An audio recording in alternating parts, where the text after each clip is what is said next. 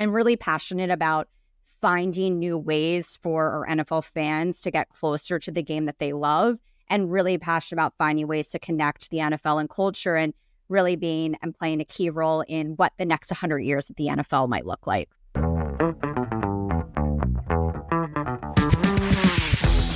Hey, Sam, welcome to the show. How are you? I'm doing well. Thank you so much for having me. How are you? It's good. Busy week, but I say this every episode, so I'm realizing that every week is busy, but it's the busy good, this time of the year, so I cannot complain. Very excited to have you.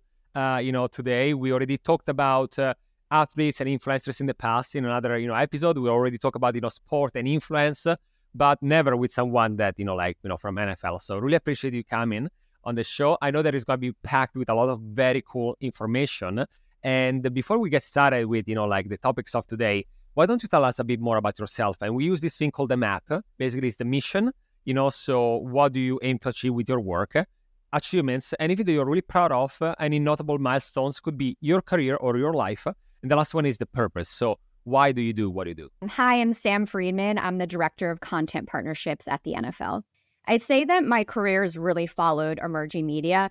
I've always worked at the intersection of partnerships, social, creators, and content, and that's really changed over the years really drastically. So where I found my sweet spot, and I say this is kind of a personal mission, is I'm really passionate about connecting people with their passion points and things that they love, and a lot of times that's sports. So really excel at driving conversations on platforms where our target audiences are spending their time that can bring those consumers closer to the things that they love and enjoy them in a new way. And I know we'll get into it in this conversation, but that's really evolved as media has evolved. And when I think about sports and connecting with sports on a bit of a personal mission, always really love to find ways and paths for females and young females to break into sports, to kind of give back, knowing that it was tough to break into this industry.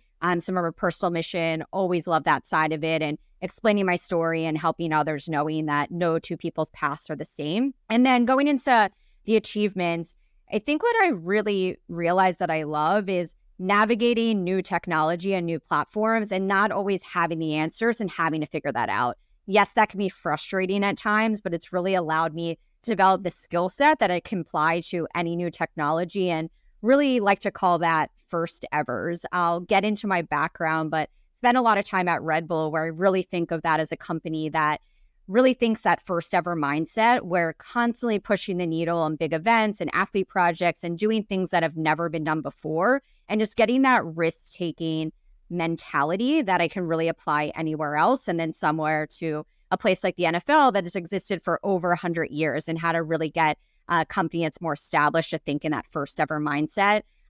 Some of my other achievements have been, I'm proud I was the first sports marketing hire at Peloton.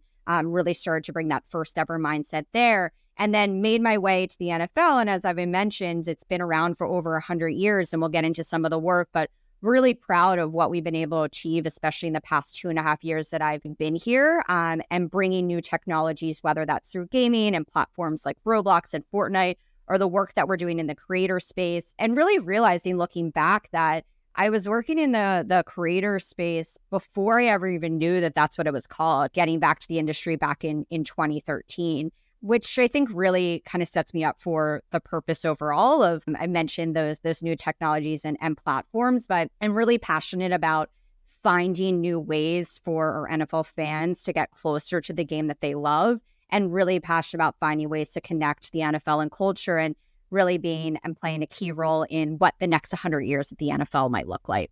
That's amazing, especially when it comes to different experience from Red Bull, pushing new ideas all the time and risk-taking to now, more established type of, companies. So I'm very curious, in all these experiences, right, that you have, and congratulations for those, first of all, how did you say the creator economy changed, in the past, decade? Again, you have experience with different type of brands. So I'm very curious to see, how did it change when it comes to brands? Have you noticed anything that you were either not expecting, or something that you were very eager to talk about? Again, anything that happened in the past 10 years?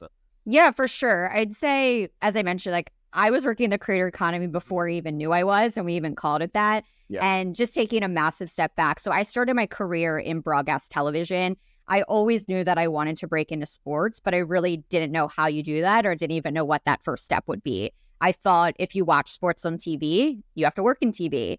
And from there, I had the opportunity to work in live sports production at CBS. And that was my first job. And it really opened my eyes to how large the sports industry is. And I was a communications major in college and took a step back and really thought, where can I restart in the sports industry if it's not the TV path? And I started again at a sports communications agency. And this was back in 2013. The company was called MNC Saatchi. And it was really the right place, right time for when social and creators were really emerging.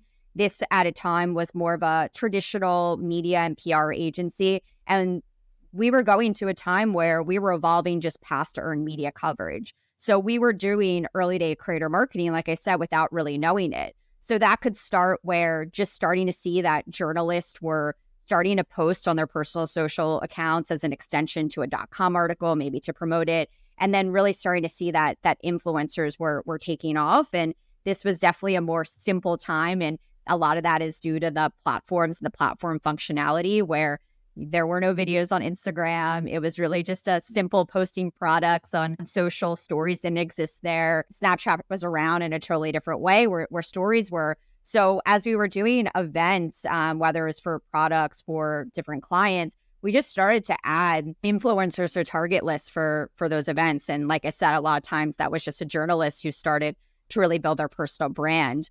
And there was really no content creation. It was pure image play. But I have two distinct memories of when this was really starting to change.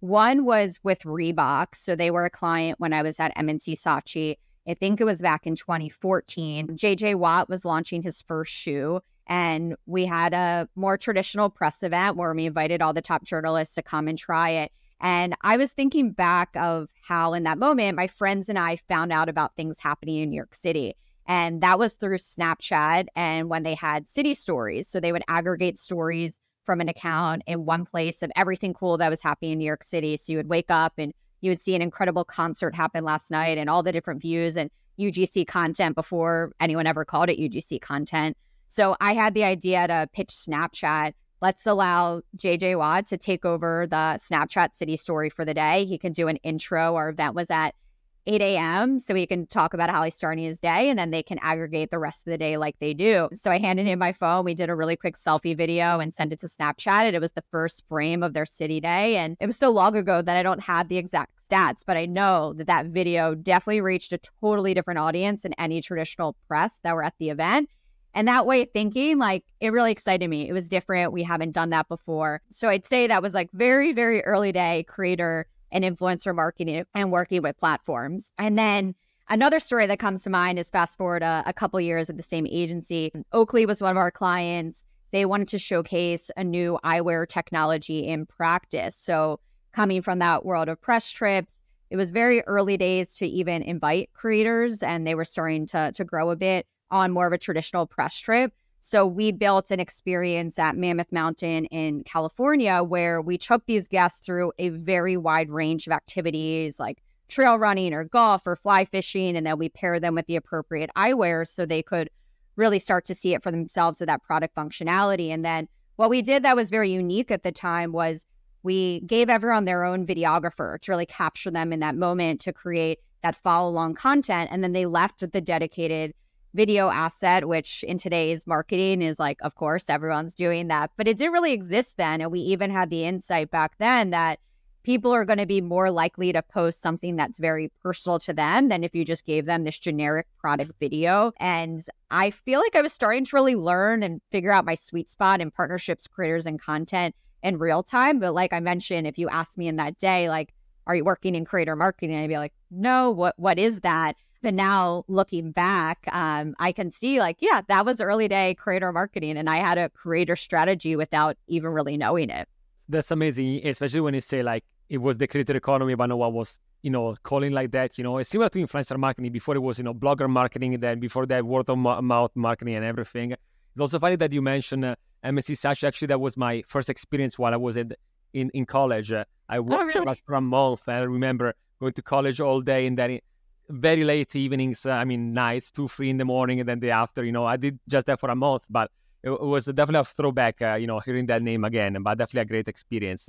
And so again, you said, we went from like, there was no videos, we didn't call it the creator economy. And now, back in the day with Snapchat, it was, of course, these days it's normal, but at the time it was something new. So you definitely saw it all, right? Like, and all these evolutions. So I'm very curious, what it is now, the NFL, best practices and approach when it comes to influencer marketing? Like, do you work on, long-term partnerships? It is more like a short-term, one type of activation. It is a combination. How do you find trends and strategy? Like, what is the, thoughts behind that?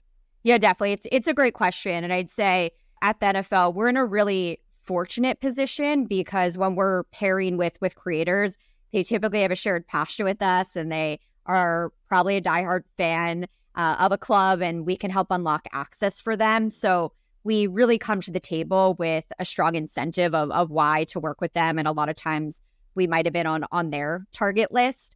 So we really do incorporate creators in everything that we do. They're no longer just a silo tactic that will bring in to help drive traffic for a big game or a kickoff or an initiative that we're doing. They're integrated in everything. And I wouldn't say that we necessarily have these formal creator long-term partnerships from like a contract perspective. We do have some programs that we developed in creators and would love to get into that as well. But we just have really close relationships. And I'd say the core of our program has been built on those one-to-one relationships, really learning from creators what they want to do, how they can partner with us, how we can really make their dreams come true. And we truly see it as a co-creation opportunity. We're not telling them what they have to shoot or how to really reach their audience. If we're working with a creator, it's because we know that they reach an audience that we probably don't have, and they know how to talk to their audience on a daily basis better than any way we could if we tried to tell them. So when we developed a creator strategy now, like 5+ years, we identify key verticals that we can partner with creators that are very football adjacent categories if this person is not maybe a dedicated football fan. And then we can also use creators to reach new audiences and to expand the reach of our content and messages. So some of those key verticals are fitness, food, fashion, music, and gaming. And we'll strategically partner with creators that really specialize in that type of content to reach that audience. We're in a really fortunate position that our social channels have enormous reach. We're reaching over 1 billion football fans and followers through all of our accounts. But we know that creators are really that sweet spot to reach even more people and reaching our future fans on the platforms where they spend the time and the people that they follow. So as I mentioned, creators are incorporated in everything, and that could be from a Super Bowl commercial, that could be from more of a product initiative with NFL Shop, one of our cause initiatives and community marketing. We pair them with our athletes, and they really do help to extend that reach of our content, our major events. And we do this, of course, across all platforms. We aren't working with creators on specific platforms, and we're doing this on a year-round basis. So even in the off season where we are now, that people think, okay, there's no games on, that's really the best time to do creator content. Our players are more available. We're pairing our players with different creators that they want to work out with, meet, create content with. I think our players are really seeing the benefit of creators. Just an example of that is back in draft, we brought Sketch, who's probably one of the now most mainstream creators out there at the moment. And 1 in 4 video views of any piece of content that we created at draft, and we had a record-breaking day, incorporated Sketch. So we know that the creator reach is enormous, and it's something that we can't ignore. And going back to Sketch as well, we also paired him with his huge Texans fans. We paired him with CJ Stroud and some of the Texans wide receivers to work out for a day. And the follower growth that CJ saw from that single day was greater than his first playoff game. So creators have enormous power, and that's not just for our channels, but also for our athletes and to help them. And they, like I mentioned, the creators also do want to work with us because we do have that guaranteed engagement and scale across our ecosystem, those connections to the players. We can really connect them to their favorite clubs, their fan bases, and provide them with these once-in-a-lifetime experiences that no brand can. So we're really approaching this from a mutually beneficial opportunity of how we can help them And then we're keeping in touch with these creators. We have various programs with our platform partners that we work with creators. We're plugging them into various initiatives. So we're not really signing creators per se to a deal, but we're constantly in conversation and finding the right opportunities for them that's authentic and that they can really showcase to their fans.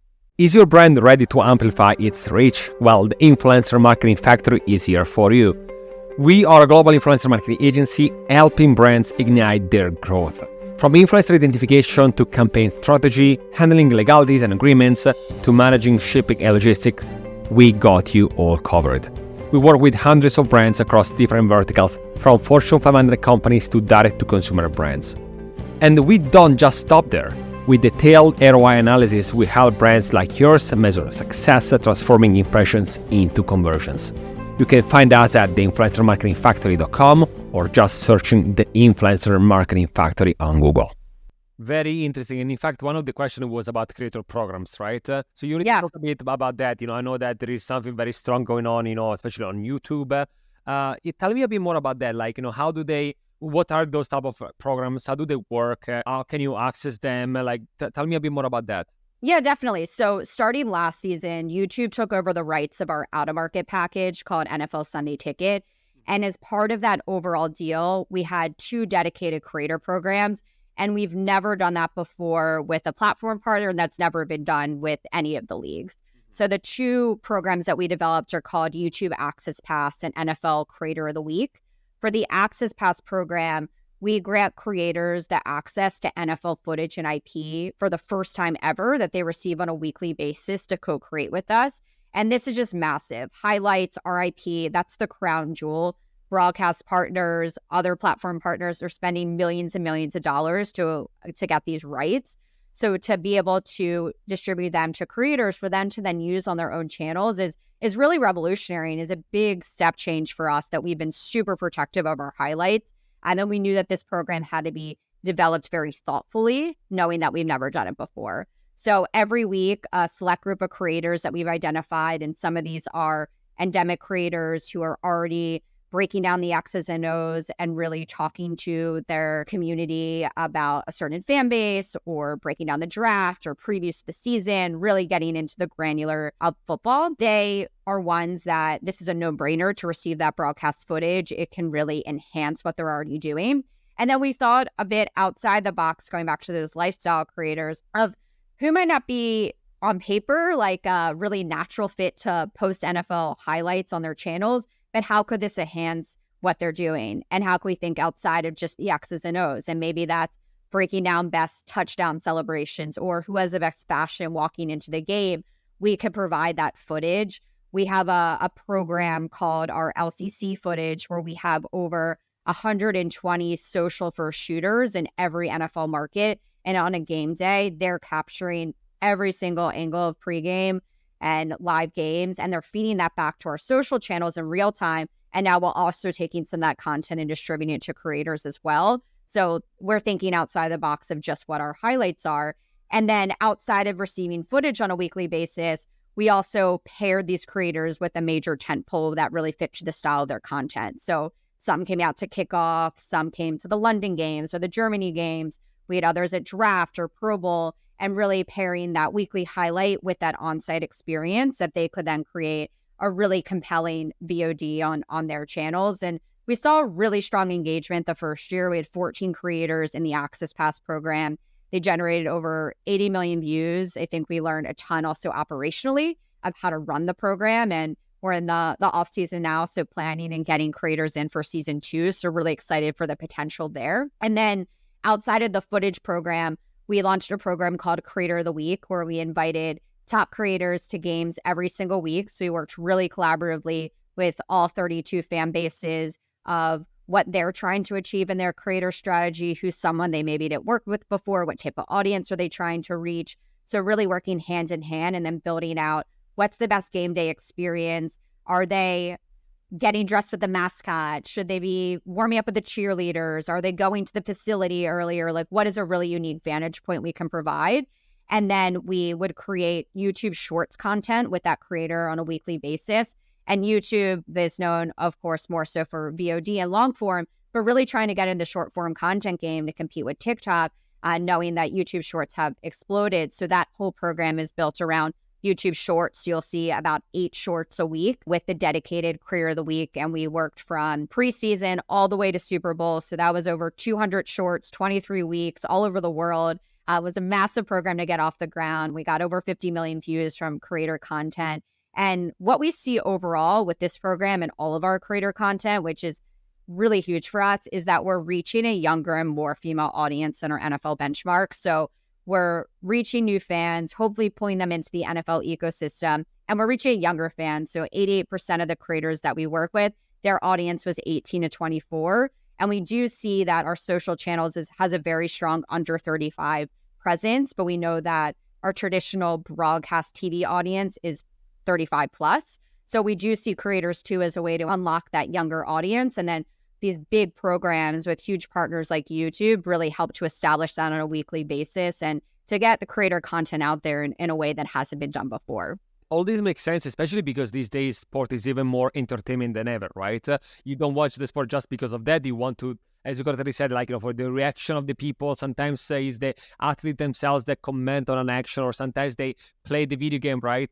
And you want to see the behind the scene, right? What happened before, what happened getting ready for the game, for the match. So I think that it's very cool that you're doing these activations. And I'm also curious, let's go from creators, right, to actually the athletes, because as mentioned in one other episode, we talked about how athletes now, they're thinking about themselves, not as just athletes, but also as, personal brands, right? That they are also potentially are able to influence the others, right? I know there are some limitations and differences between a digital creator, of course, and we can go into that, but how there are NFL athletes evolving their personal brand these days? Are you finding something are they getting into something specifically? For each person is different. Are you finding any patterns lately? Yeah, it's a great question. And I'd say we're really starting to think of our players as creators, especially younger players. Every single new draft class that comes in, they're more socially native than the last. Yeah.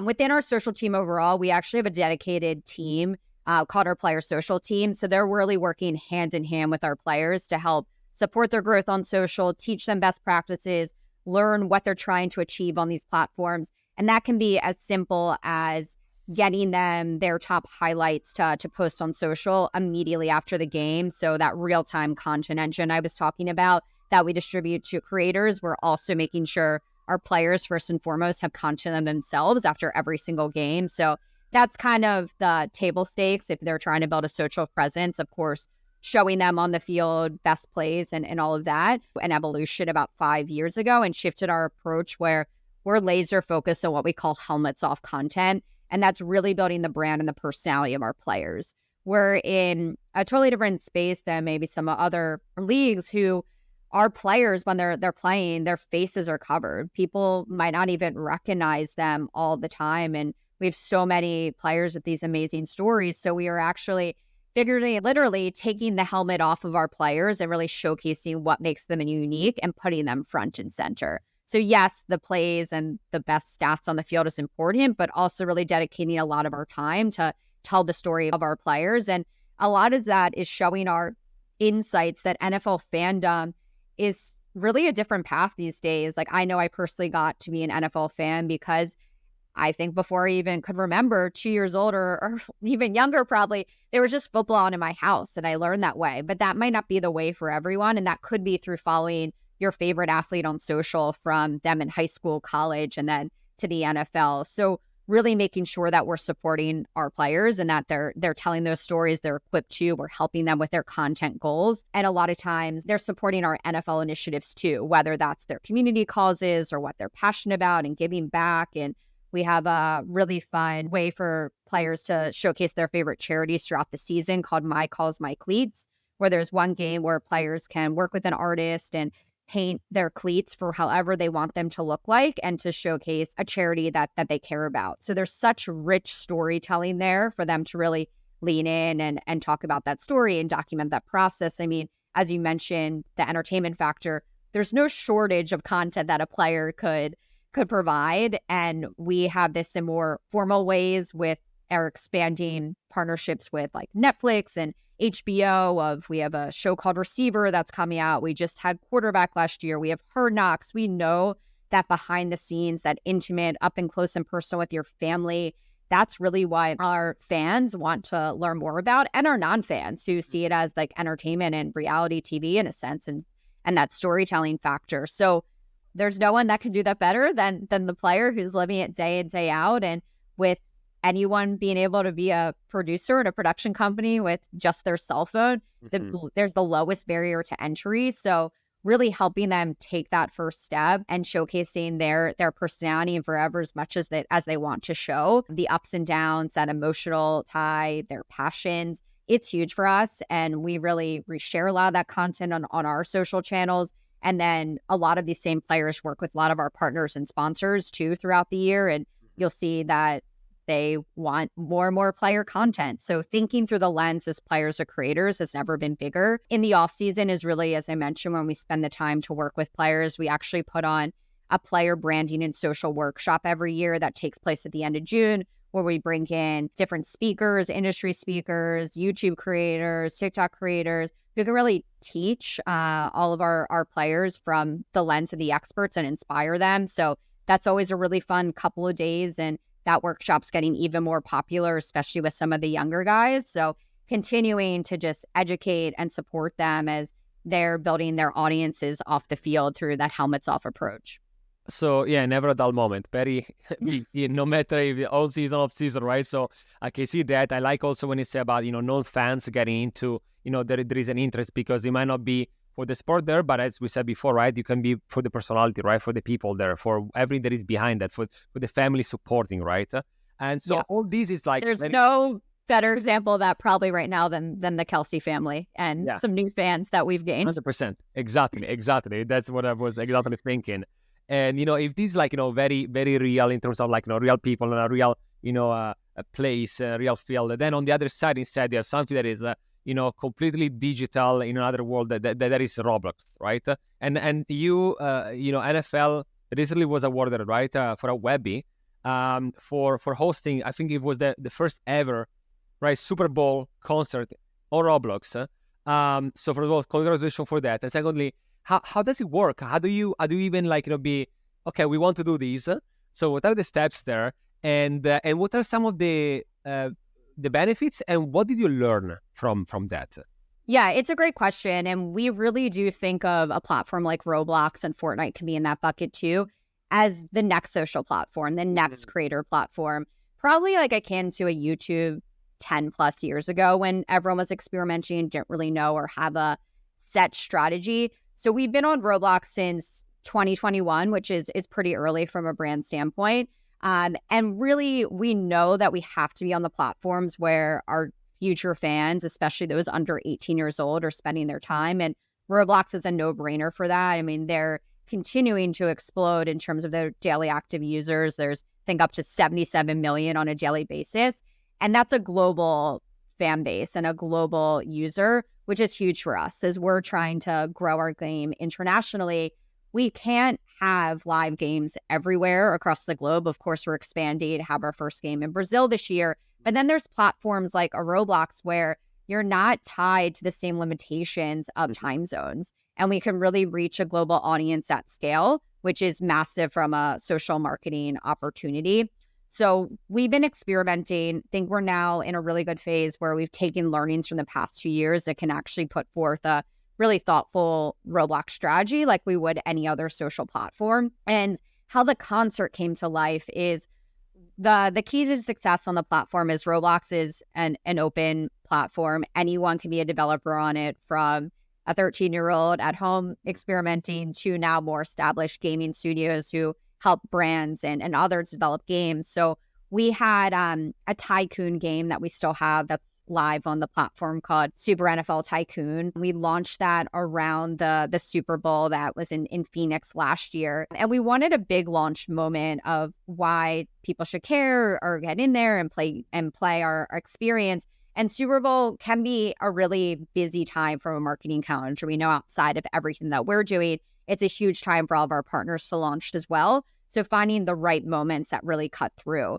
So we had an opportunity to collaborate with Warner Music, who was also launching a new game around a similar time frame. And we shared a developer that we're building our two experiences, which was really key. So we all really had something unique to bring to the table. From the NFL, we, of course, have the cultural moment that everyone wants to rally around with the Super Bowl. And we have our marketing, all of our marketing channels to really drive to the all eyes on the Super Bowl and the surrounding activities. And then Warner Music had the artist and clearing the music, which is really challenging, and helping to fund the actual concert production, which was massive for us. And then it worked out really well.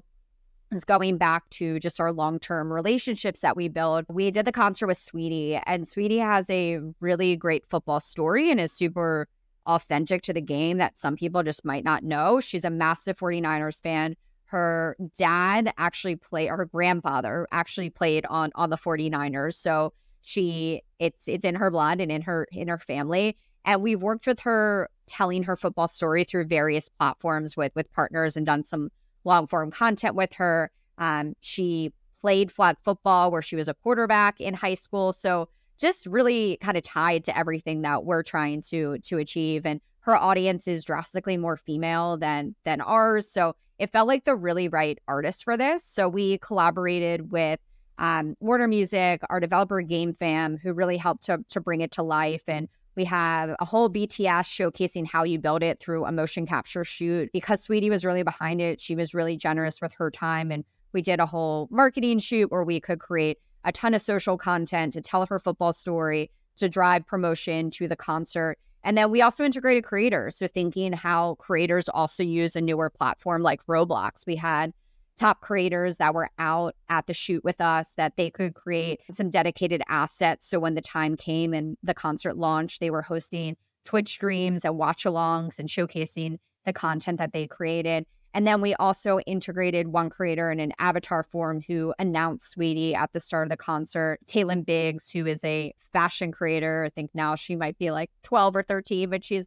very young. We worked with her a few times and she's incredible. Her and Sweetie created some great content to drive promotion. And she was important in the actual concert. And what was really big in the promotion for this is we didn't want the concert to feel like it was happening on a digital island, and that it was part of all of the promotion of Super Bowl. So it was integrated in our overall Super Bowl campaign. It took place on the Saturday of Super Bowl, which there's nothing huge that's going on in our calendar then. So it was a nice gap in the week and a way to add additional programming. And then, of course, it's something that people can experience. It have to be in Phoenix, Arizona. They can watch it all over the world. So it was a really great test for us. I think there's so much more we can do in the space of connecting creators and our players and music artists and whatever that might be to build these experiences on Roblox to reach that global audience. But winning the award and the Webby, I think, was also the icing on top, that it was recognized by the industry. It was a ton of work, but something that I'm definitely really, really proud of to have accomplished with the team. Amazing. Yeah, it sounds like a lot of work. that for sure. And all the pieces of the puzzle together, right? And everything has to go in a certain way. So I can, only imagine the pressure of that. But again, congratulations for that award. And, we went through a lot of different things. Like we talk about creators and, NFL and, YouTube partnerships, athlete careers, personal branding, Snapchat, Roblox. So last question for you that I ask, of course, all of my guests. Any predictions about the creator economy? Because, I've been there for a long time. You said before it was even called the creator economy. Now the creator economy, it's definitely growing. Everyone knows it by its name. What is going to happen in the next years? I wish I had a crystal ball. It's changing so quickly, but I think everyone can agree that it's just going to keep growing. Mm-hmm. And it's so vital that every single brand has a creator strategy or you're falling behind. Yep. It's not this experimental part of a marketing mix anymore. And a lot of times it could be leading the campaigns and leading the strategy. So that's super important.